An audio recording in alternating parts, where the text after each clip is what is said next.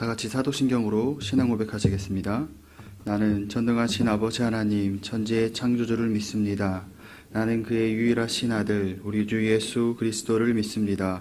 그는 성령으로 잉태되어 동정녀 마리아에게서 나시고 본디오 빌라도에게 고난을 받아 십자가에 못 박혀 죽으시고 장사된 지 사흘 만에 죽은 자 가운데서 다시 살아나셨으며 하늘에 오르시어 전능하신 아버지 하나님 우편에 앉아 계시다가 거기로부터 살아있는 자와 죽은 자를 심판하러 오십니다. 나는 성령을 믿으며 거룩한 공교회와 성도의 교제와 죄를 용서받는 것과 몸의 부활과 영생을 믿습니다. 아멘. 찬송가 325장 찬양하시겠습니다. 찬송가 325장입니다.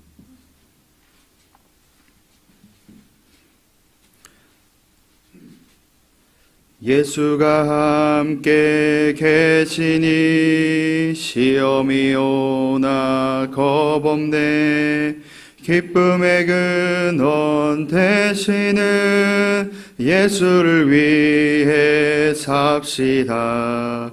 날마다 주를 섬기며 언제나 주를 기리고 그 사랑 안에 살면서 딴 길로 가지 맙시다. 이 세상 사는 동안에 주 이름 전파하면서 무한한 복락 주시는 예수를 위해 삽시다. 날마다 주를 섬기며 언제나 주를 기리고 그 사랑 안에 살면서 딴 길로 가지 맙시다. 이 세상 친구 없어도 예수는 나의 친구니 불의한 일을 버리고 예수를 위해 삽시다. 날마다 주를 섬기며 언제나 주를 기리고 그 사랑 안에 살면서 딴 길로 가지 맙시다. 주께서 심판하실 때 잘했다 칭찬하리니 불의한 상을 받도록 예수를 위해 삽시다. 날마다 주를 섬기며 언제나 주를 기리고 그 사랑 안에 살면서 딴 길로 가지 맙시다.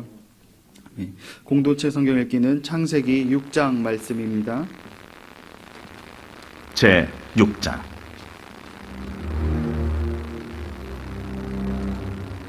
사람이 땅 위에 번성하기 시작할 때 그들에게서 딸들이 나니 하나님의 아들들이 사람의 딸들의 아름다움을 보고 자기들이 좋아하는 모든 여자를 아내로 삼는지라. 여호와께서 이르시되 나의 영이 영원히 사람과 함께 하지 아니하리니 이는 그들이 육신이 됨이라.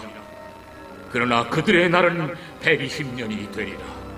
당시에 땅에는 네피림이 있었고 그 후에도 하나님의 아들들이 사람의 딸들에게로 들어와 자식을 낳았으니 그들은 용사라 고대의 명성이 있는 사람들이었더라. 여호와께서 사람의 죄악이 세상에 가득함과 그의 마음으로 생각하는 모든 계획이 항상 악할 뿐임을 보시고 땅 위에 사람 지으셨음을 한탄하사 마음에 근심하시고 내가 창조한 사람을 내가 지면에서 쓸어버리되 사람으로부터 가축과 기는 것과 공중의 새까지 그리하리니 이는 내가 그것들을 지었음을 한탄함이니라. 그러나 노아는 여호와께 은혜를 입었더라. 이것이 노아의 족보니라. 노아는 의인이요 당대의 완전한 자라. 그는 하나님과 동행하였으며 세 아들을 낳았으니 셈과 함과 야벳이라. 그때 온 땅이 하나님 앞에 부패하여 포악함이 땅에 가득한지라. 하나님이 보신즉 땅이 부패하였으니 이는 땅에서 모든 혈육 있는 자의 행위가 부패함이었더라. 하나님이 노아에게 이르시되 모든 혈육 있는 자의 포악함이 땅에 가득하므로 그 끝날이 내 앞에 이르렀으니 내가 그들을 땅과 함께 멸하리라. 너는 고페르 나무로 너를 위하여 방주를 만들되 그 안에 칸들을 막고 역청을 그 안팎에 칠하라. 내가 만들 방주는 이러하니 그 길이는 300규빗, 너비는 50규빗, 높이는 30규빗이라. 거기에 창을 내되 위에서부터 1규빗에 내고 그문은 옆으로 내고 상중하 3층으로 할지니라. 내가 홍수를 땅에 일으켜 무릇 생명의 기운이 있는 모든 육체를 천하에서 멸절하리니 땅에 있는 것들이 다 죽으리라. 그러나 노아는 내가 내 언약을 세우리니 너는 네 아들들과 네 아내와 네 며느리들과 함께 그 방주로 들어가고 혈육 있는 모든 생물을 너는 각기 암소 한 쌍씩 방주로 이끌어들여 너와 함께 생명을 보존하게 하되 새가 그 종류대로 가축이 그 종류대로 땅에 기는 모든 것이 그 종류대로 각기 둘씩 네개로 나아오리니 그 생명을 보존하게 하라. 너는 먹을 모든 양식을 네개로 가져다가 저축하라. 이것이 너와 그들의 먹을 것이 되리라. 노아가 그와 같이 하여 하나님이 자기에게 명하신 대로 다 준행하였더라. 아멘. 오늘 우리에게 주시는 하나님의 말씀은 에베소서 4장 15절에서 16절까지 말씀입니다. 에베소서 4장 15절에서 16절까지의 말씀입니다. 우리 말씀을 함께 읽겠습니다. 오직 사랑 안에서 참된 것을 하여 범사에 그에게까지 자랄지라. 그는 머리니 곧 그리스도라. 그에게서 온 몸이 각 마데리를 통하여 도움을 받음으로 연결되고 결합되어 각 지체의 분량대로 역사하여 그 몸을 자라게 하며 사랑 안에서 스스로 세우느니라. 아멘. 예물 봉헌하겠습니다. 감사헌금 양영호생 드리셨습니다. 1,000번째 예물 주님 복 주시며 감사드립니다. 황희돈 지사님. 1,000번째 예물 유준경, 유용선, 김혜자, 유예림, 김유신, 오성경, 김준성, 김준우, 장진용, 김정옥, 장규식, 장진혁, 김봉재, 박연희, 김서열 성도 드리셨습니다. 기도하겠습니다. 거룩하고 은혜가 많으신 아버지 하나님 감사합니다. 이 새벽에 우리를 깨워주시고 주님 전에 나와서 하루의 시작을 말씀과 기도로 시작할 수 있도록 인도하여 주시는구나 감사드립니다. 하나님 오늘 하루 우리가 살아갈 때 하나님의 은혜 없이는 살아갈 수 없는 존재임을 깨닫고 또한 날마다 더욱더 크게 새롭게 부어주시는 하나님의 은혜를 누리며 살아가는 삶이 되게 하여 주시옵소서. 그래서 그 은혜로 인하여서 우리가 기뻐하게 하시고 그 은혜로 우리가 온전히 살아가는 삶이 되게 하여 주시옵소서. 또한 우리들의 삶의 모습이 온전히 주님께 영광 올려드리는 모습이 되길 간절히 소망합니다. 우리들의 모습을 통하여서 그 누군가가 예수 그리스도를 보게 하시고 우리들의 삶의 모습을 통하여서 우리들의 그 모습으로 인하여서 복음이 전해지는 아버지 우리들의 모습이 될 수 있도록 주님께서 인도하여 주시옵소서. 또한 이 시간 주님 전에 나올 때 아버지 마음과 정성을 다한 귀한 예물을 주님께 올려드립니다. 하나님 예물을 주님께서 기뻐 받아 주시옵시고 이 예물 가운데 하나님의 축복이 가득한 예물이 되게 하여 주시옵소서. 또한 우리가 주님 전에 나와서 간절히 기도하며 나아갑니다.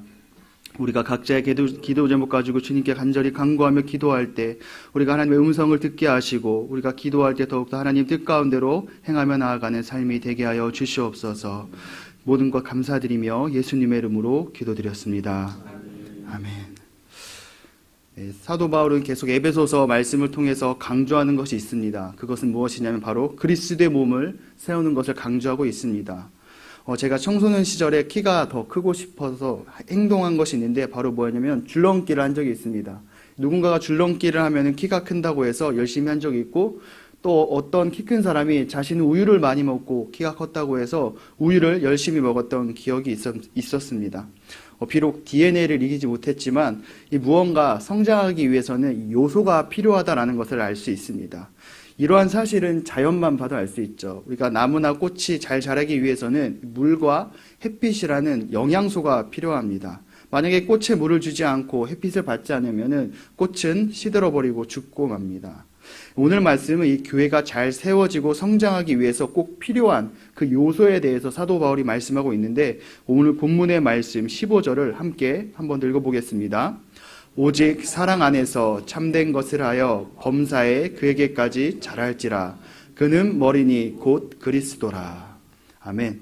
사도 바울은 1장에서 우리가 4장 1절에 보면 우리가 부르심을 받고 그 부르심에 합당하게 살아야 된다라고 말씀했습니다. 그러면서 그 부르심에 대한 중요한 목적은 바로 그리스도의 몸을 세우는 건데, 온전하게 세우는 것을 이야기합니다. 온전하게 세운다는 것은 이 죄인인 인간이 예수님의 십자가로 구원을 받고 그리스도를 닮은 모습으로 점점 더 성장하여지는 것을 의미합니다.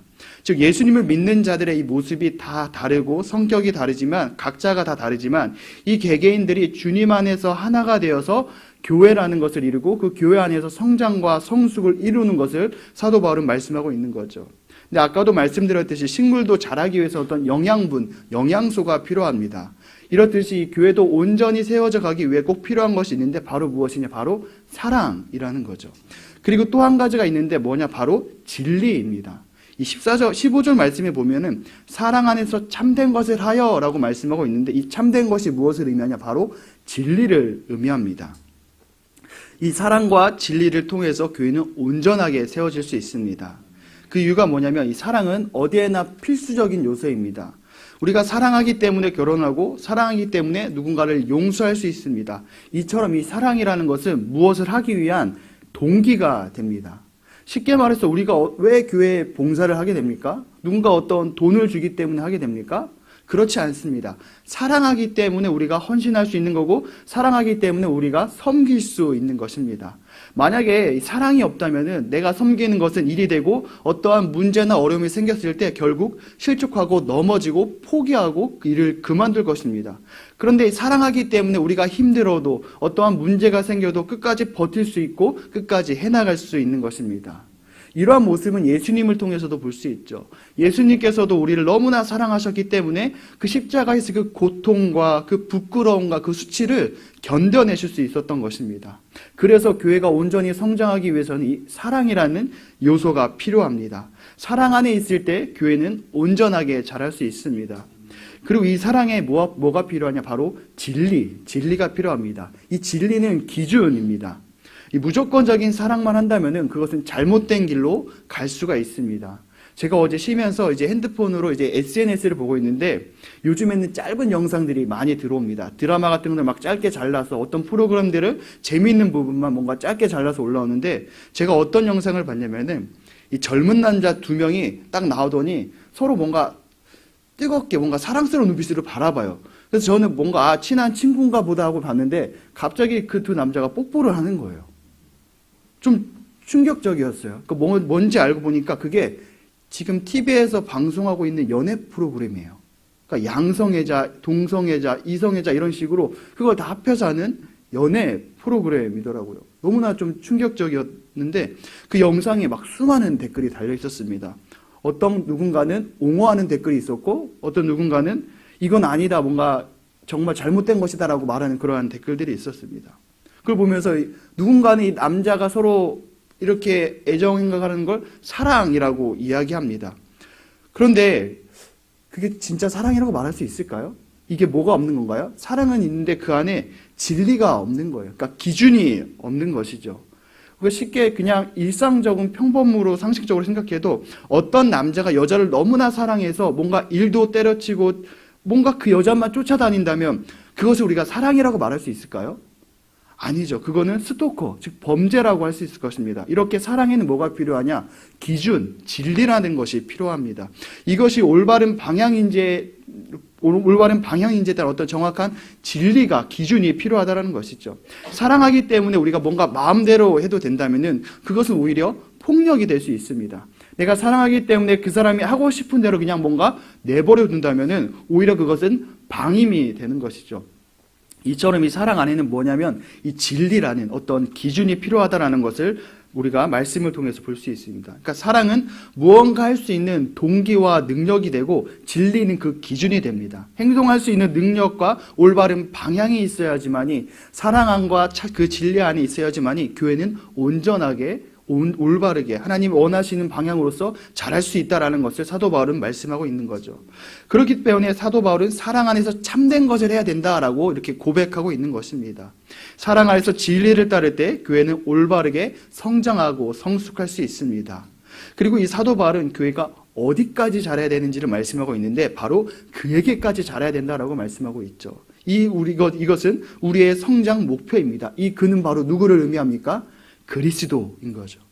그리스도에까지 우리는 자라야 됨을 우리는 사도 바울은 말씀하고 있는 것입니다. 그러면서 다음 절에 더 중요한 사실을 사도 바울은 말씀하고 있는데 우리 16절 말씀을 함께 읽어보겠습니다.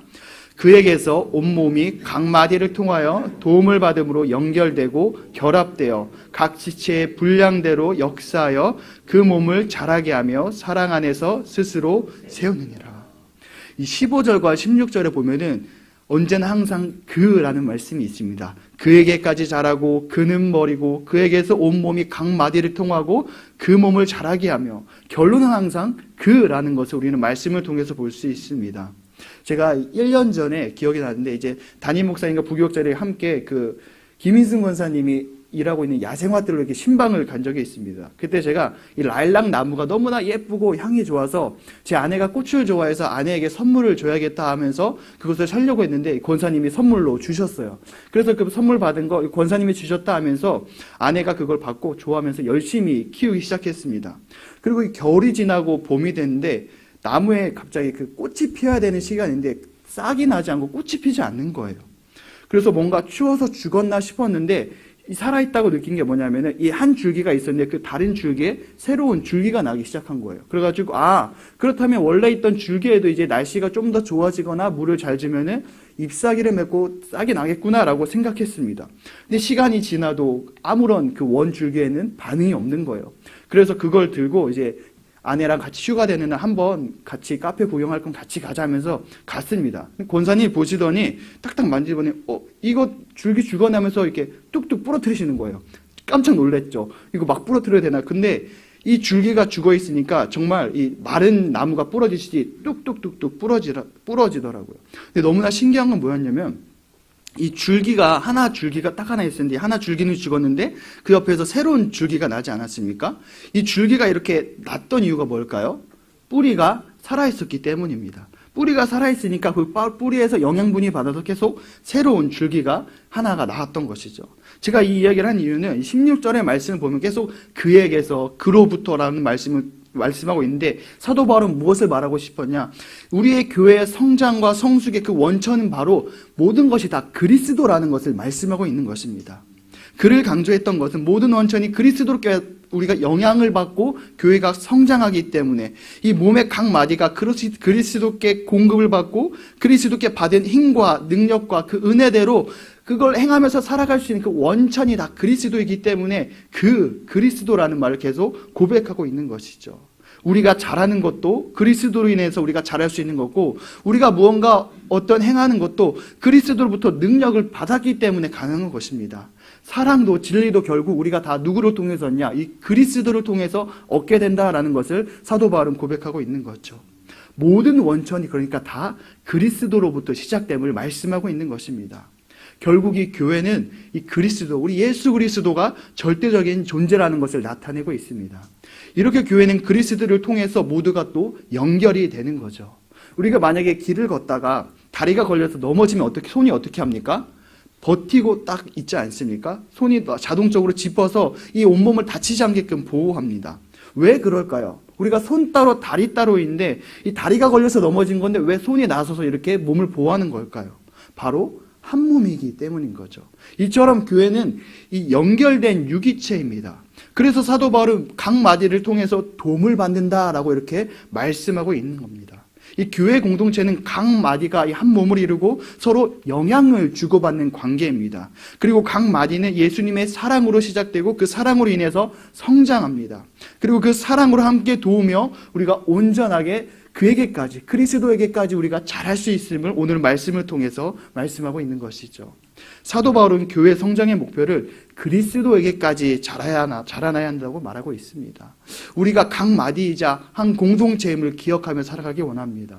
또한 우리 교회가 그리스도에게까지 오늘 하루도 한 발자국 더 성장하며 자라는 그러한 삶이 되시기를 축복합니다. 우리 시간 함께 기도하겠습니다. 우리 시간 공동의 기도 제목 함께 읽겠습니다. 기쁨과 감사로 부정을 몰아내게 하소서. 성령의 뜻과 같은 마음으로 살게 하소서. 환자들에게 치유를 더하소서. 오늘 말씀을 기억하면서 또한 공동의 기도 제목과 우리 개인의 기도 제목을 위해서 우리 주여 세 번 외치고 다 같이 기도하도록 하겠습니다. 주여, 주여, 주여. 은혜가 많으신 아버지 하나님 감사합니다. 아버지 하나님 한 주간의 시작을 주님 전에 나와서 말씀과 기도로 시작할 수 있도록 우리를 인도하여 주시니 너무나